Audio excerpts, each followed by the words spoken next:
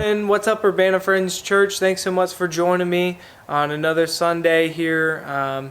I just really appreciate you taking the time to do that. I might actually be putting this out a little bit early because I know with all the snow that we've been getting, and actually as I'm recording this, I'm looking out the back door and seeing a bunch more snow coming down.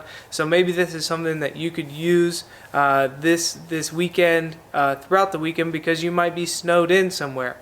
And so what we're going to be talking this week is about the spiritual discipline of silence and solitude.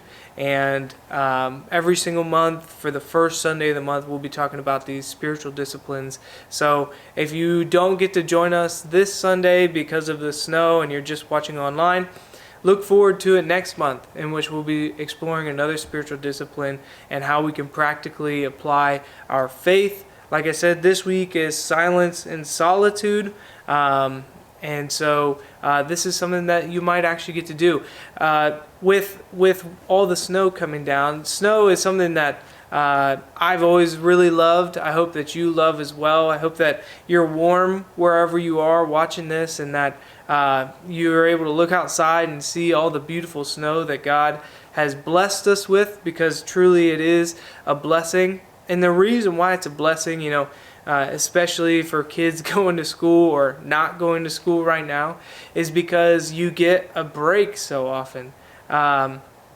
It doesn't allow you to do the busy things that you normally are doing. Normally you have 1,000 things on your schedule and you're bouncing from this to this to this, and you have to go to the grocery store and you have to go to church and you have to do all these certain things. But when it snows like it's snowing right now, you're not expected to do any of it, right? You're allowed to just sit at home and you're allowed to just enjoy the snow and enjoy the heat of your house, as I pray that you are warm.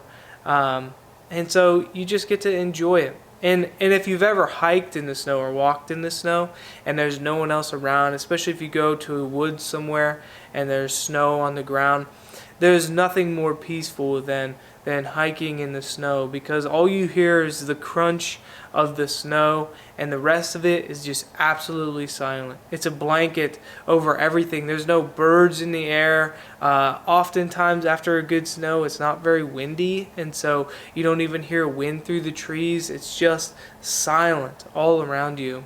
And there's something about that silence that's just so beautiful.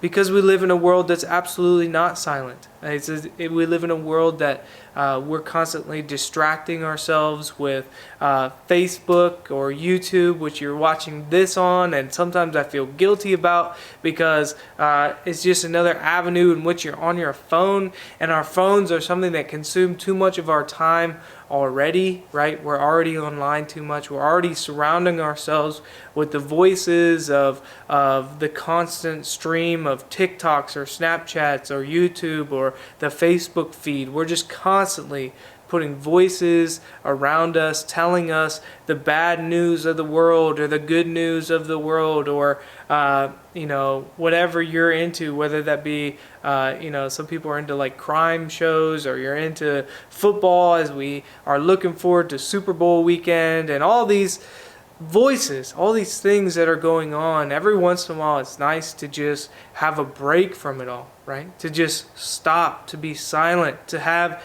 the snow fall, to keep us inside, to keep us warm, to keep us focused on what it is that is going on in our own lives, in our own spirits. And that's one of the crazy things, is with all the voices in the world around us today, is that how many of us are really spending time listening to what it is that God is speaking to us? How can we even hear His voice when we have the voices of Fox News pounding in our ears, or our family screaming at us, or whatever it is that's going on? It's nice to just have a moment in which we actually get some silence, some peace, and quiet, in which we're actually able to listen to God. And so a passage I want to draw you to is a passage, this passage was pointed out to me by a pastor. I don't know him personally, but I heard it through a podcast. His name is John Mark Comer. I don't even know if I'm saying his name right because I don't know him. But he had this beautiful point that he made, and it came out of Matthew 4. And so turn there if you would. Matthew 4 at the very beginning is what we'll be looking at. But just before this, Jesus is starting his ministry. He's been baptized by John the Baptist. And immediately after this baptism, in which the Spirit falls on Jesus like a dove, and God speaks from heaven and says, "Behold, this is my beloved Son, whom I'm well pleased with." Right? You get this amazing, emphatic moment. And then it turns around in 4:1 and it says, "Then Jesus was led up by the Spirit into the wilderness to be tempted by the devil."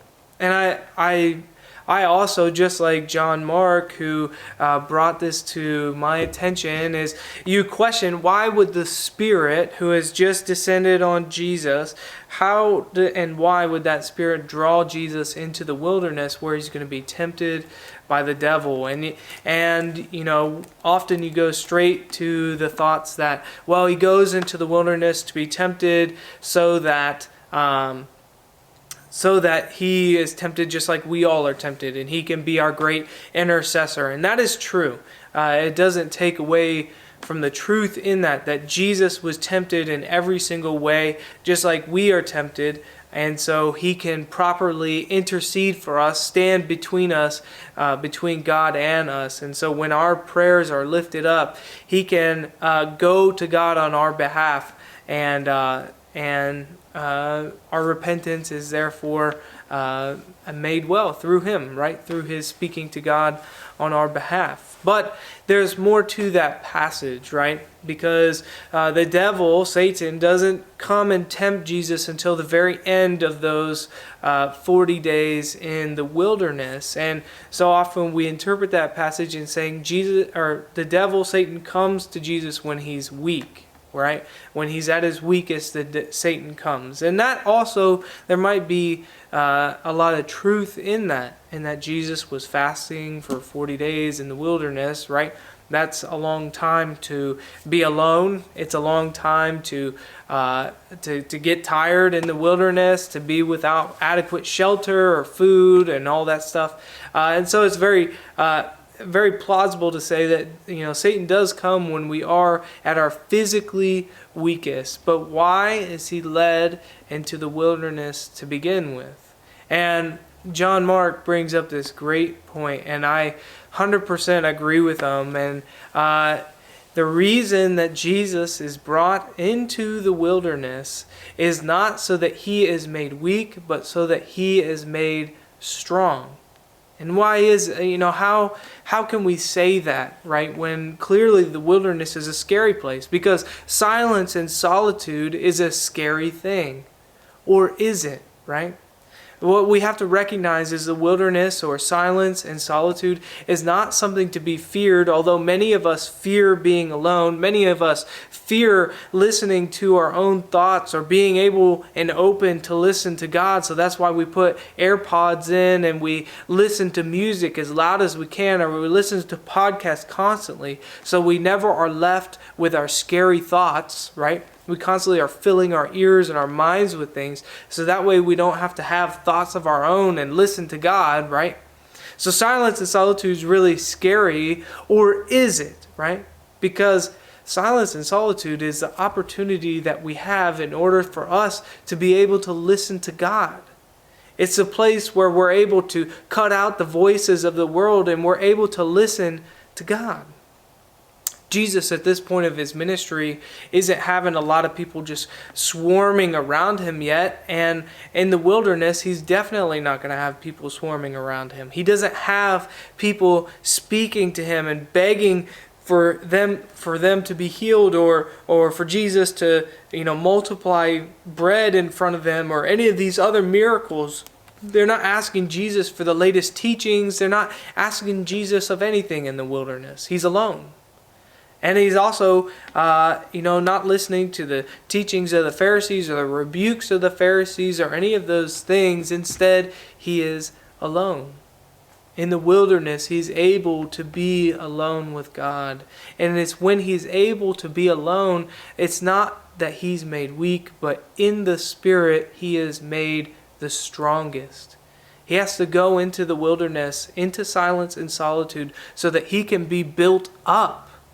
And so what we often fail to recognize is it's not necessarily the best thing for you to fill your day listening to worship music nonstop and to listen to 30 sermons a day or any of those things. Sometimes the best thing that you can do is to sit silently with your God.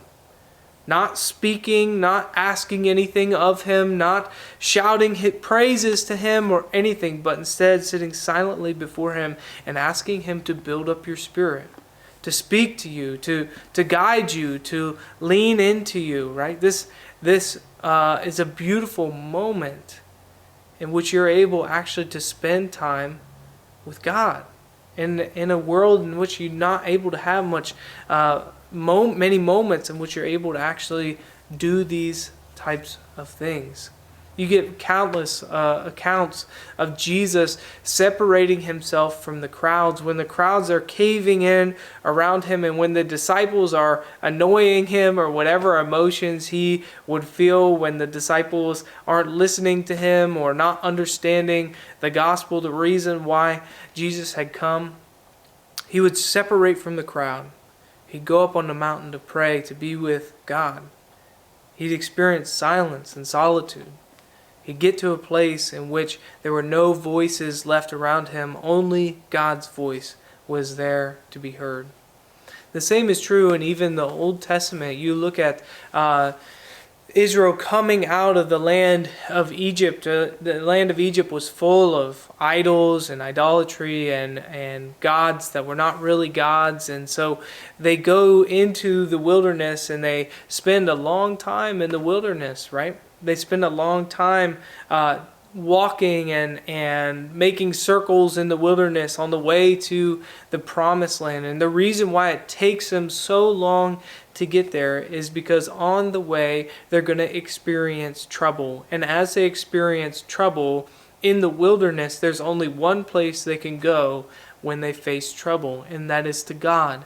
They're in solitude. They're in silence. They're in a place in which no one else can help them. All the idols that they could worship are not going to help them because they're out in the wilderness. And so all that's left is to ask and call on God. It's a place where your idols are stripped. It's a place where your resources are stripped. And the only thing left that you have is God.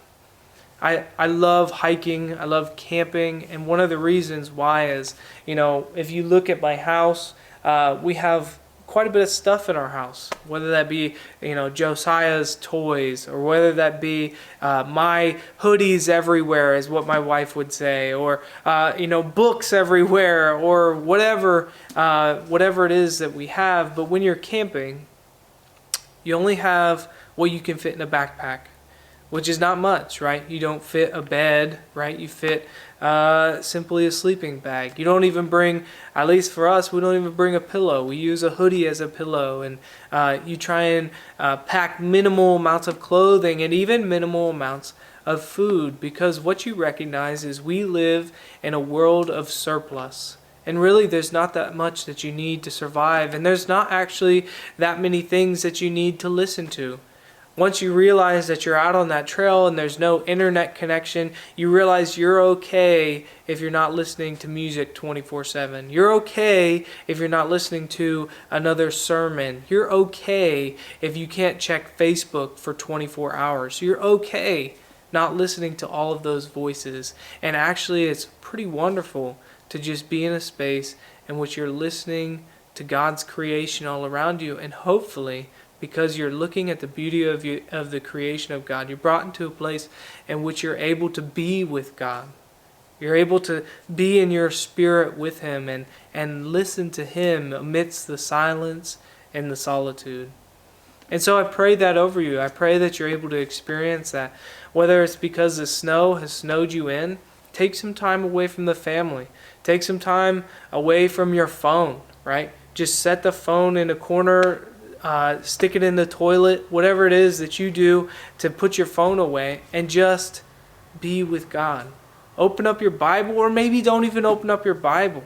Just get to a place in which you're just sitting there, listening, being, right? How wonderful is it that we get this opportunity to be silent and have solitude before our God. It's a place where your idols are stripped away. It's a place where the voices of the world are stripped away. And it's a place in which you're able to be formed into the person of Christ. And so I pray that over each one of you. Pick a psalm, whatever psalm is for today. Just read a psalm and sit in the worship of that psalm for like a half hour.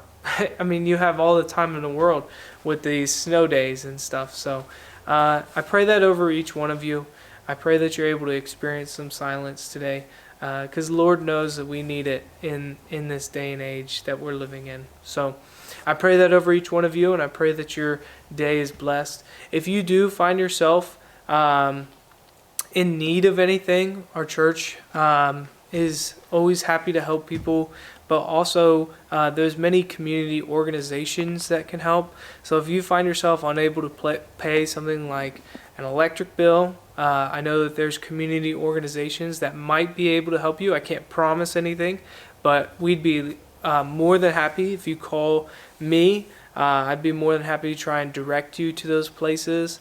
And we as a church always try and help the best that we can. So we definitely don't want you suffering in this weather. If you are stuck in your driveway, we got a bunch of young backs that would be happy to shovel you out.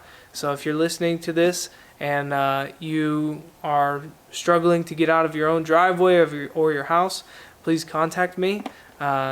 Obviously, we can't, if somebody's listening to this in Kentucky or Missouri or something like that, it might be a little difficult to get there, but maybe we can try and build some contacts wherever you are and get you connected. But certainly, if you live in Urbana, we'll be over to help you out. So please use us, and we want you to stay safe and warm. So I pray a blessing over all of you. God bless, and thank you so much for joining us another week here. And I pray that you enjoy some silence and solitude with all this beautiful snow. God bless.